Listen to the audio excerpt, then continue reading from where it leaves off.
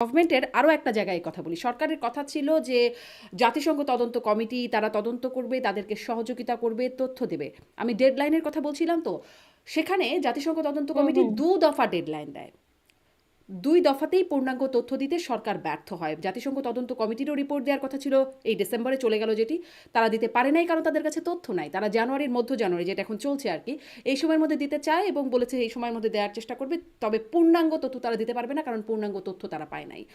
কেন গভর্নমেন্ট এখানেও আসলে পূর্ণাঙ্গ তথ্য দিচ্ছে না বা দিল না? এই আপনি যে কোশ্চেনটা জিজ্ঞেস করেছেন, আমার নিজেরও এখানে একটা কনসার্ন আছে। বিকজ যখন আমাদের সাথে জাতিসংঘের একটা মিটিং হয়েছিল এবং তারা বিভিন্ন ধরনের স্টেক হোল্ডারদের সাথে বসে কথা বলছিল, এবং আমি ওই মিটিং এ হচ্ছে আমরা শেয়ার করি যে এখানে আহত নিহতদের বিষয়টা, যাতে তারা আমাদেরকে যথেষ্ট পরিমাণ ফান্ডিং দেয় আহতদের ট্রিটমেন্টের জন্য। তখন তাদের পক্ষ থেকে একটা কথা বলা হয় যে এখানে যে মানুষ যে আসলে বুলেট বিদ্ধ হয়েছে, বুলেট গুলা যাতে এখানে কালেক্ট করা হয়। কারণ একটা ক্লেম ছিল যে এখানে আসলে স্নাইপার বুলেট ইউজ করা হয়েছে মানুষকে মারার জন্য, এবং প্রচুর আহত, বিশেষ করে যারা পেটে আহত বা যাদের শোল্ডারে বুলেট ঢুকে পেটে গিয়ে আটকে গেছে, এরকম প্রচুর মানুষ ছিল। সো এদের একটা মেজর অংশই কিন্তু আসলে স্নাইপার বুলেটে বুলেট ইয়ে করা হয়েছিল আর কি। তো এবং স্নাইপার বুলেট অনেকে হচ্ছে সেটা সংরক্ষণ করে রেখে দিয়েছে, অনেক আহতরা আছে যারা হচ্ছে তাদের বুলেট গুলা কালেক্ট করে রেখে দেয়, এবং পিলেট, চোখে যে পিলেট ঢুকে গেছে ওইটা অপারেশন করার পর পিলেট গুলা কালেক্ট করে রেখে দিয়েছে অনেক আহতরা। এবং আমি আমি অনেককে পার্সোনালি চিনি যারা হচ্ছে এখনো তাদের কাছে বুলেট গুলো আছে। এবং যখন আমরা জাতিসংঘের কাছে এই আলাপটা করি, জাতিসংঘ আমাদেরকে যেটা বলেছিল যে গভর্নমেন্টের নিশ্চয়ই একটা প্রসেস থাকবে, যে প্রসেসের মাধ্যমে তারা এই বুলেট গুলো কালেক্ট করে আমাদের কাছে সেন্ড করবে। সো আমরা তো জানতাম যে আচ্ছা তাহলে মনে হয় গভর্নমেন্টের সাথে তারা কানেক্টেড। সো আমাদেরকে ইনফর্ম করা হলে আমরা সেই অনুযায়ী ব্যবস্থা নিয়ে হয়তো কোন কোন মানুষের কাছে বুলেট গুলো আছে আমরা তাদেরকে ইনফর্ম করে দিয়ে ওভাবে কালেক্ট করে পাঠিয়ে দিব, আমরা এইভাবে জানতাম। বাট আনফরচুনেটলি আমাদের সাথে আসলে কখনোই আর পরে কথা হয়নি, কখনোই আর প্রতিনিধি দলের দেখা হয়নি। এবং দেন আমরা দেন হচ্ছে ডিসেম্বর মাসে, সরি জানুয়ারি মাসে আমরা এসে জানতে পারি যে গভর্নমেন্টের পক্ষ থেকে আসলে কোনো ফিডব্যাক দেওয়া হয়নি এই মানে ওই জাতিসংঘের তদন্ত টিমটার কাছে। দেন আমরা আসলে বুঝে যে আচ্ছা ঠিক আছে, আমরা যে তাদের সাথে আসলে বসেছিলাম এটা আসলে খুব বেশি ফলাফল বের হয়নি। সো এখন আই ক্যান্ট সে যে কেন এই ঘটনাটা এইভাবে হলো। But from our end we tried. এবং আমাদেরকে যদি ওই সময় বিষয়টা এভাবে ইনফর্ম করা হইতো যে হুম। আচ্ছা government is not responding, then we could have done something.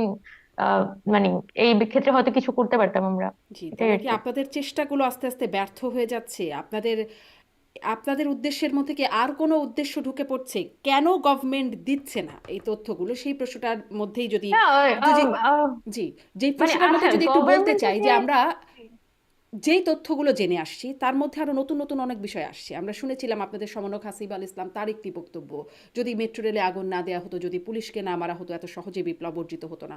কদিন আগে সিরাজগঞ্জে বিএনপির একজন নেতা তিনি বললেন আম, যে 15 জন পুলিশ সেখানে মারা গেছেন, বিএনপি নেতা সাইদুর রহমান, সেই পুলিশদেরকে মারার ফলে আর কি পুলিশের, বাংলাদেশ পুলিশের মেরুদণ্ড ভেঙে গেছে। তিনি বলছেন যদি 15 জন পুলিশ নিহত না হতো তাহলে বাংলাদেশ পুলিশের মেরুদণ্ড ভাঙতো না। আমরা সিরাজগঞ্জে আন্দোলন করে বাংলাদেশ পুলিশের মেরুদণ্ড ভেঙে দিয়েছি, 24-এর আন্দোলনকে ত্বরান্বিত করেছি। মানে এই যে তথ্যগুলো, সেগুলো তো এই মামলায় বলতে চাই যে এই মামলায় সেই এলাকার আওয়ামী লীগের সাবেক মন্ত্রী তিনি আসামি হয়ে জেলখানায় আছেন।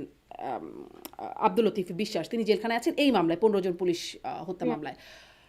এই তথ্যগুলো বেরিয়ে আসবে এরকম কি কোনো শঙ্কা আছে? যেই তথ্যগুলো সরকার আসলে বের করতে চায় না, এরকম কি কোনো বিষয় আছে? এটা আসলে গভর্নমেন্ট বেটার অ্যান্সার দিতে পারবে। আমার এখানে আমার কাছে যেটা মনে হয়েছে যে এখানে তথ্যের ঘাটতি থাকলে উল্টা পুরো প্রসঙ্গটাকে একটা কিন্তু মব ভায়োলেন্সের দিকে টার্ন করা হচ্ছে। অলরেডি কিন্তু আমাদের বাংলাদেশে যেহেতু 5 আগস্ট পরবর্তী সময়ে মব, বিশেষ করে মব জাস্টিসের মানে পরিমাণ এত বেশি বেড়ে গেছে, আহ 10-12 জন মানুষ একসাথে হয়ে কিন্তু যে কোনো কিছু করে ফেলতে পারে। সো এই ধরনের কালচারটার কারণে কিন্তু ইন্টারন্যাশনাল মিডিয়ার কাছে এই ধরনের একটা ইমেজ তৈরি হচ্ছে যে বাংলাদেশে মব জাস্টিসটাকে আসলে রাষ্ট্রীয়ভাবে স্বীকৃতি দেওয়া হচ্ছে। So in that case fifth, এই একই কারণে কিন্তু প্রোক্লেমেশনটা নিয়ে আমরা খুব বেশি কনসার্ন, যে আসলে প্রোক্লেমেশনটা না থাকলে তো এখানে পুরো বিষয়টাকে একটা মব ভায়োলেন্সের দিকে টার্ন আপ করা হবে, যে এত জনগণের সংগ্রামকে সারা পৃথিবী ব্যাপী কিন্তু যে স্টেট স্টেট সবসময় চায় মানুষকে অপ্রেস করতে, অপ্রেস করতে অ্যাজ এ কখনো হচ্ছে তার সিস্টেমটা যাতে থাকে, সিস্টেমটা যাতে টিকে থাকে, সেটার জন্য আসলে স্টেট সবসময় মানুষকে অপ্রেস করে ইন মেনি ওয়েজ। সো বাংলাদেশের মতো একটা দেশ যেখানে লিটারালি একটা স্টেট ফল করেছে, আমরা বলি যে একটা রেজিম ফল করেছে or something like that, but in reality Bangladesh একটা স্টেট ফেল করেছে, একটা ফেইল্ড স্টেটে পরিণত হয় গত 15 বছরে। এখন ওই মানে ওই ফলেন স্টেট এইখানে সাধারণ জনগণ কিন্তু 5 আগস্টের পরে এই দেশটাকে আসলে তুলে রাখে, যে আমি ভাঙ্গা দিতে যাইতে দিব না, এই ধরনের একটা আন্তরিকতা, এই ধরনের একটা আত্মিকতা দেশের সাথে মানুষের তৈরি হয়েছিল। তো এরকম একটা জিনিসকে তো আসলে প্রপার ডকুমেন্টেশন আসলে হয় নাই, এবং এটা হওয়াটাও জরুরি, সরকারের পক্ষ থেকে এই ধরনের ডকুমেন্টেশনের দায়িত্ব নেওয়াটাও জরুরি। এবং তখন শেখ হাসিনার আমলে তখন কিন্তু মেট্রো রেলে কারা কারা আগুন দিয়েছিল সেটা নিয়ে কিন্তু তারা একটা তদন্ত কমিটি সম্ভবত গঠন করার কথা আমি যতটুকু জানি। এবং আহ, এবং পরবর্তী সময়ে গভর্নমেন্ট কিন্তু চাইলে এগুলো ইনভেস্টিগেশন করে তারা, বা ইন্টারনাল ইনভেস্টিগেশনের দিকেও তারা যাইতে পারে, what ever it is. But বিষয়টা যদি এরকম হয়ে যায় যে এখানে কোনো ধরনের ইনফরমেশন ফ্লো হবে না, তাহলে at the end of the day পৃথিবীব্যাপী কিন্তু আমাদের পুরো আন্দোলনটাকে একটা মব ভায়োলেন্স হিসেবে দেখানো হচ্ছে। বিকজ আই ডোন্ট বিলিভ আপনি যেটা বলতেছেন যে এখানে বিষয়টাকে হচ্ছে একটা মব ভায়োলেন্স হিসেবে পোর্ট্রে করা হইতে পারে কিনা, I don't believe, because already মানে around 1600 people have died in this movement. So যে যে দেশের মধ্যে স্টেটের এগেনস্টে লড়াই করতে গিয়ে 1600 মানুষ মারা যায়, আহ, এবং আহ, এবং সেটাকে আসলে সারা পৃথিবী ব্যাপী কিন্তু যখন এই ধরনের ঘটনাগুলো ঘটে, সেটা কিন্তু অ্যাজ এ অ্যান্টাই মানে কি বলবো অ্যান্টাই অথরিটেরিয়ান মুভমেন্ট হিসেবে পোর্ট্রে করা হয়, যেটা মায়ানমারেও হয়েছিল 1988 সালের যে 8 আগস্টের মুভমেন্টটা ছিল। সেখানে কিন্তু প্রায় 3000 স্টুডেন্টকে আর্মি হচ্ছে জাস্ট মেরে ফেলে, ব্রাশ ফায়ার করে মেরে ফেলে, ইট ওয়াজ এই ধরনের ঘটনাই ঘটে। কিন্তু ওইটার পরে আর্মি ফল করে নাই, এবং পুরা মুভমেন্টটাকে কিন্তু 888 মুভমেন্ট হিসেবে সারা পৃথিবী ব্যাপী চিনে। So I don't think so যে এখানে গভর্নমেন্ট ইনফরমেশন গ্যাপ রাখলে এখানে কোনোভাবে এটা মব ভায়োলেন্স হিসেবে পোর্ট্রেট হবে। বরং যদি এখানে ইনফরমেশনটা ওরা প্রপারলি ফ্লো হইতে দেয়, এবং তাহলে হচ্ছে এখানে আহ, একটা প্রকৃত মানে জনগণের আপরাইজিং হিসেবেই কিন্তু এই মুভমেন্টটা এস্টাবলিশড হবে। I firmly believe, because I have seen this, আমার জি। নিজের চোখে আমি দেখেছি জি, এটাই। কিন্তু আপনার মতো তো সবাই আসলে নিজ চোখে দেখে নাই। এই জন্যই হুম। প্রশ্নটা এখানে যে গভর্নমেন্ট ইনফরমেশন গ্যাপটা রাখছে কেন? এর পেছনে কি কোনো উদ্দেশ্য আছে? কেন দফায় দফায় ডেডলাইন মিস করছে? কিছু কি ঢাকবার উদ্দেশ্য, মানে আপনি যেভাবে দেখছেন গভর্নমেন্টের লেন্সটা ভিন্ন, কিছু কি ঢাকবার উদ্দেশ্য আছে কিনা? এই প্রশ্নগুলো তো উঠবেও মামা, আজ না হয় কাল এই প্রশ্নগুলো তো উঠবেই, এবং এখনো উঠছে এই প্রশ্নগুলো, যে এর মধ্যে অনেক ষড়যন্ত্র তত্ত্বও খুঁজছে। পরাজিত শক্তি যারা আছে তারা সহ অনেকেই আসলে এর মধ্যে ষড়যন্ত্র আছেও নিশ্চয়ই, কোথাও না কোথাও কোনো না কোনো ষড়যন্ত্রের জায়গা। সেখানে তো এই বিষয়গুলো মানে আপনারা তো প্রমাণ তুলে দিচ্ছেন।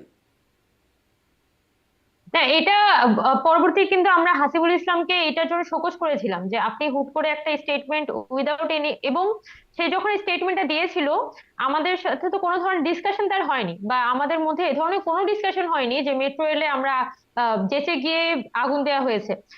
কিন্তু যখন সাসিব আল ইসলাম এই ধরনের কথা বলে যে এখানে মেট্রো রেলে হচ্ছে আগুন না দিলে এখানে দেশ স্বাধীন হইতো না, দেন এটা তো আসলে আওয়ামী লীগের যে ন্যারেটিভ হুম। সেটাকে আসলে নানান ভাবে সার্ভ করা হচ্ছে। এন্ড আমরা পরবর্তী সময় তাই কিন্তু এই কথাটার জন্য শোকজ করি, এবং সে একটা এক্সপ্লেনেটরি লেটারও কিন্তু আমাদেরকে দেয়।